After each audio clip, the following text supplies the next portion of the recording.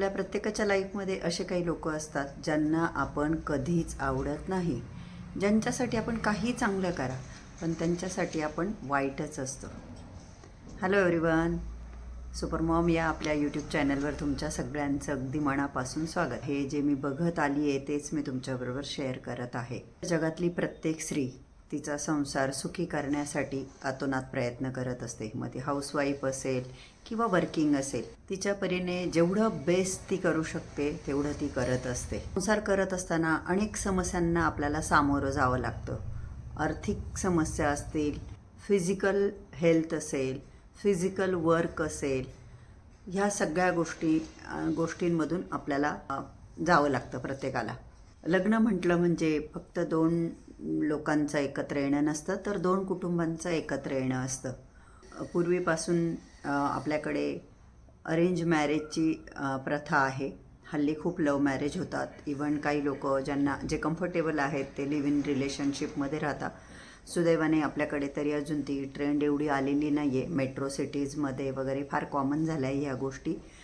Even हल्लीच्या काळामध्ये love marriage ही सुद्धा खूप कॉमन कॉन्सेप्ट होत चालली आहे. इझिली पेरेंट्स अलाउड करता की हो बुवा ठीक आहे, जीवन तुमचं आहे, तुम्ही तुमच्या आवडीने लाईफ पार्टनर चूज करा. पेरेंट्सही अशी मेंटॅलिटी ठेवता की तुमचं लाईफ आहे, तुम्हाला जगायचं आहे, तुम्ही तुमच्या मनाने तुमचे लाईफ पार्टनर चूज करा.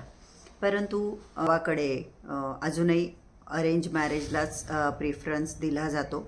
आईवडील स्थळं बघतात किंवा मुलांनी बघितलं तरी ते आईवडिलांना सांगतात. पूर्वी एवढे डिवोर्स व्हायचे नाही. आता डिवोर्सचं प्रमाण खूप जास्त वाढलं आहे आणि करोना काळापासून तो आकडा जरा जास्तच झाला आहे, आपल्याला सगळ्यांना कल्पना आहे. तर डिवोर्स होण्यामागे जे काही कारणं असतात, तर फक्त त्या दोघांचं एकमेकांशी पटत नाही म्हणूनच फक्त डिवोर्स होतात असं नाही, तर इतर पण खूप सगळे कारणं असतात. बऱ्याचदा मुलीचं एकमेकांशी पटत असतं परंतु घरच्यांशी पटत नसतं, त्याच्यामुळे सुद्धा फारकत होतात. आता आजकालच्या मुली देखील मुलांसारख्याच शिकलेल्या आहे, स्वतःच्या पायावर उभ्या आहे, इंडिपेंडंट आहे, त्याही कमवतात, कष्ट करतात. त्याच्यामुळे त्या काही सॅक्रिफाईस करायला तयार नसतात. सॅक्रिफाईस करण्याची पण एक मर्यादा असते, नाही का? पूर्वी म्हणजे कसं होतं, नवऱ्याने कमवून आणायचं आणि बायकांसाठी चूल आणि मूल एवढंच मर्यादित. त्या गोष्टीला मी बराच जुना काळ बोलते असं का म्हणत नाही, परंतु मग तेव्हा स्त्री स्वतः कमवती नसल्यामुळे ती ॲडजस्ट करायची जशी परिस्थिती आहे. आणि पूर्वी मुलीला सांगितलंच जायचं की बाई आता तुझं लग्न झालं, तू आणि तुझं नशीब कर, नाही तर मर. इव्हन आत्ताही काही ठिकाणी तसं केलं जातं, जे की चुकीचं आहे. मुलींच्या जीवावर बिततं, इतकंही नाही केलं पाहिजे कुठली गोष्ट. परंतु आत्ता जसं मी म्हटलं, मुली शिकलेल्या आहे, स्वतःच्या पायावर उभ्या आहे, कमवत आहे आणि मग त्याच्यामुळे त्या काय कॉम्प्रोमाइज करायला. तरी असं बिलकुल नाही की करते नाही मुली. जेवढं त्यांच्याकडून होऊ शकतं तेवढं करतात. परंतु जेव्हा गोष्टी हाताबाहेर जातात मग तेव्हा निर्णय घेतलेलाच बरा. की अनेक मुलींचं असं असतं की एक लाईफ पार्टनरशी एक रिलेशन आपलं बनलेलं असतं, मुलं जन्माला घातली गेली असतात, पेरेंट्सकडून प्रेशर असतं किंवा आपण स्वतः एक सामाजिक प्रेशर घेतो की नाही समाज काय म्हणेल, लोक काय म्हणतील. कारण आपल्याला प्रत्येकाला माहिती, जगत असताना जीवन जगतो कमी आणि लोक काय म्हणतील याचाच जास्त विचार करतो, हे आपल्याला सगळ्यांनाच माहिती आहे. त्याच्यामुळे लोक काय म्हणतील म्हणून मग त्या निभवत असतात. जर बघायला गेलं ना, खूप दुर्दैवाची गोष्ट आहे ही. त्या स्त्रीने पूर्ण आयुष्य त्या घरच्या लोकांच्या सेवेमध्ये काढलेलं असलं तरी शेवटपर्यंत ते लोक तिला आपलं म्हणत नाही. ही लोक इतके असे आपण म्हणतो ना निबरघट, त्यांच्यासाठी ती परकीच असते. तिने पूर्ण आयुष्य जरी त्यांच्यासाठी घालवलं तरी त्यांच्यासाठी ती परकीच असते, असं अजूनही पाहायला भेटतं. प्रत्येकाचा स्वभाव हा वेगवेगळा असतो. आपण म्हणतो ना की काय व्यक्ती तेवढ्या प्रवृत्ती, असं काहीतरी. आपल्यापैकी कोणीच परफेक्ट नाही आहे. आपल्यापैकी प्रत्येकामध्ये काही प्लस पॉईंट आहे तर काही मायनस आहेत. माझ्यामध्ये सगळेच गुण आहे असं नाही म्हणता येणार, काही दुर्गुण पण असतील, किंवा मी दुर्गुणीचे असंही नाही म्हणता येणार, काही सद्गुण पण असतील. हे प्रत्येकाच्या बाबतीत लागू पडतं. तर प्रत्येकाच्या स्वभावात प्लस मायनस पॉईंट असे असतात. जेव्हाही कुठलं नातं खराब होतं तर त्या गोष्टीला कोणी एकच व्यक्ती जबाबदार नसते. तर नातं खराब होण्यामध्ये, तर दोन लोकांमध्ये नातं खराब झालं असेल तर दोन्ही गोष्टी जबाबदार असतील. एक खूप जास्त प्रमाणात तर एक थोड्या प्रमाणात, पण जबाबदार असतात दोन्ही पण. जसं म्हणतो एका हाताने टाळी नाही वाजत. कुठलंही नातं स्ट्रॉंग बनण्यासाठी दोन्हीकडूनही प्रयत्न झाले पाहिजे, तर तो एक बॉन्ड आपण जो म्हणतो नात्यातला बॉन्ड तयार होतो. आदर, प्रेम, आपुलकी, रिस्पेक्ट हे सगळं दोन्हीकडून प्रयत्न झाल्यानंतर तयार होतात. म्हणून खूप नातं छान बनलं आहे याचं श्रेयही एका व्यक्तीला जाणार नाही, किंवा नातं खूप बिघडलं आहे याचंही कारण कोणी एक व्यक्ती असू शकत नाही. तर याच्यामध्ये जेवढे पण सहभागी आहेत त्या नात्यामध्ये त्या प्रत्येकाचा रोल असतो. म्हणूनच नाते बनतात किंवा बिघडतात. परंतु दुर्दैवाची गोष्ट मी जसं म्हटलं, असे खरोखर लोक असतात जे किती वर्षानुवर्ष होऊन गेले तरी पण ते त्या व्यक्तीला आपलं म्हणत नाही, जवळून पाहत नाही, आणि त्यांनी जर आपल्यासाठी काही केलेलं आहे, त्या व्यक्तीने काय चांगलं केलं आहे ते कधीच बघत नाही. हो, एखाद दुसरा दोष त्या व्यक्तीचा जो त्यांना वाटतो त्याच्यावर बोट ठेवून मोकळे होतात. परंतु त्या व्यक्तीने आपल्यासाठी काही चांगलं केलं असेल तर ते कधीच लक्षात ठेवत नाही. चुकीची आहे ही गोष्ट. कारण की मी जसं नेहमीच म्हणते, मला काय तुम्हाला काय, आपल्याला प्रत्येकाला आपल्या कर्मांचा हिशोब परमेश्वराकडे द्यावाच लागतो, बरोबर की नाही. तिथं तर काही चूकभूल होऊ शकत नाही, तिथं तर काही खोटं बोलता येत नाही. केलं तर केलं, नाही केलं तर नाही केलं.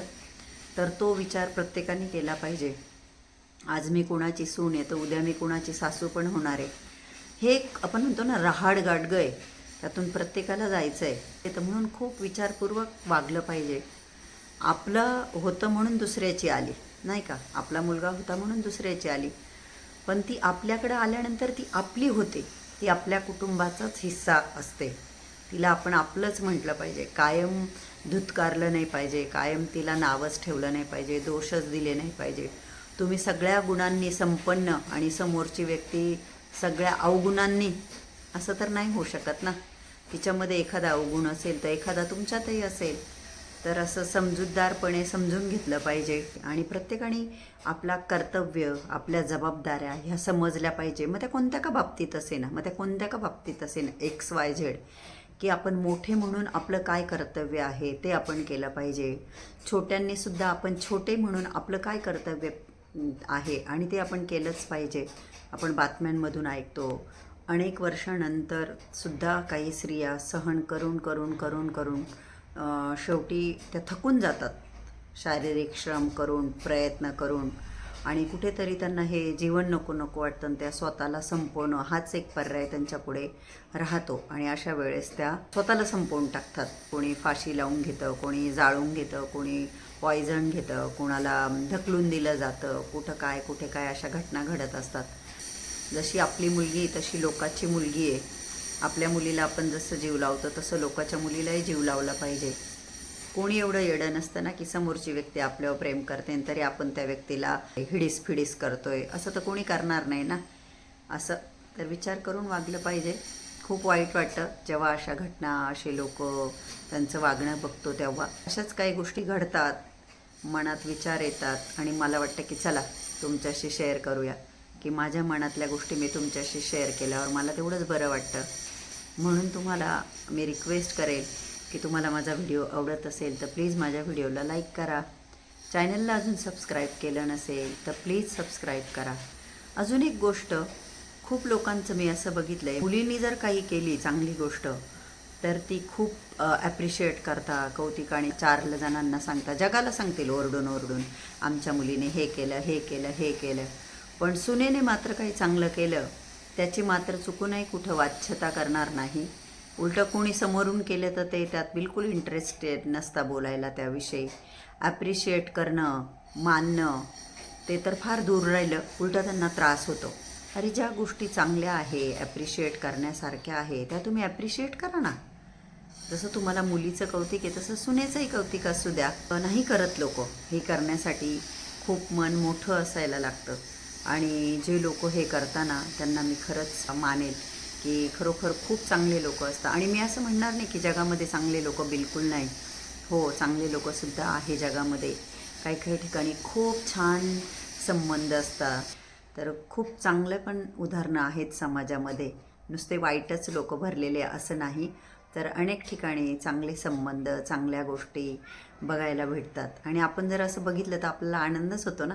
आपल्याला काय वाटतं, वाव किती छान रिलेशन आहे यांचं, की मी जे काही करते त्या सगळ्या माझ्या कर्मांचा लेखाजोखा आपण जो म्हणतो सगळं परमेश्वराकडे असणार आहे आणि तो परमेश्वरच आहे, तो ठरवणार आहे की माझं उद्याचं आयुष्य कसं असेल. आपण सगळेच ऐकतो मेल्यानंतर असं होतं तसं होतं, ते काय कोणाला माहिती नाही, कारण आपण म्हणताना मेल्याशिवाय स्वर्ग दिसत नाही, तसंच ते आपण नाही सांगू शकत. परंतु जे जीवन आपण जगत आहोत त्या जीवनामध्ये आपल्या वाट्याला दुःख येऊ नये, कष्ट येऊ नये. शारीरिक श्रमांबद्दल नाही म्हणत मी, मानसिक कष्ट, शारीरिक श्रम तर कोणालाच चुकत नाही, ते केलेच पाहिजे. परंतु मोठ्या मोठ्या संकटांना आपल्याला सामोरं जावं लागू नये, आपले हाल होऊ नये. माझ्या भावाचा प्रचार करत असताना जेव्हा घरोघरी आम्ही गेलो तेव्हा बघितलं मी काही लोक, आणि अक्षरशः म्हणजे कितीतरी लोक मी असे पाहिले जे अंथरुणावर पडून आहेत, शरीर चालत नाही, साथ देत नाही, उठून बसू शकत नाही, हाताने खाऊ शकत नाही, प्रचंड प्रचंड हाल होता. म्हणजे अक्षरशः कितीतरी लोक असे की ते स्वतःही देवाकडे मृत्यू मागतात, कुटुंबही सांगतं की ने बाबा देवा, परंतु आपल्या कर्माचे भोग भोगल्याशिवाय आपल्याला मुक्ती मिळत नाही. म्हणून खूप विचार करून आपण कर्म केले पाहिजे, कारण की आपला पुढचा प्रवास सुखमय व्हायला पाहिजे. पण प्रत्येकाने समजून उमजून वागलं आणि चांगल्या कर्म करण्याचा प्रयत्न केला तर नक्कीच चांगलंच आउटपुट निघेल, नाही का. चांगलेच त्याचे परिणाम बघायला भेटतील. तर माझ्या डोक्यात हे विचार आले, मला वाटलं तुमच्याशी शेअर करावं म्हणून केले. मला आवडला का हा व्हिडिओ? आवडला असेल तर लाईक करा, आणि जसं मी म्हटलं चॅनलला अजून सबस्क्राईब केलं नसेल तर प्लीज सबस्क्राईब करा. हा व्हिडिओ बघितल्याबद्दल खूप खूप धन्यवाद. Thank you so much. Love you all. Bye bye. Take care.